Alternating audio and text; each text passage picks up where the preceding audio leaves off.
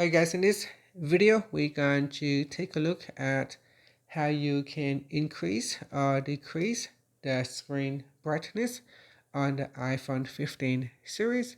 First, let's go back to the home screen by swiping up at the bottom of the screen.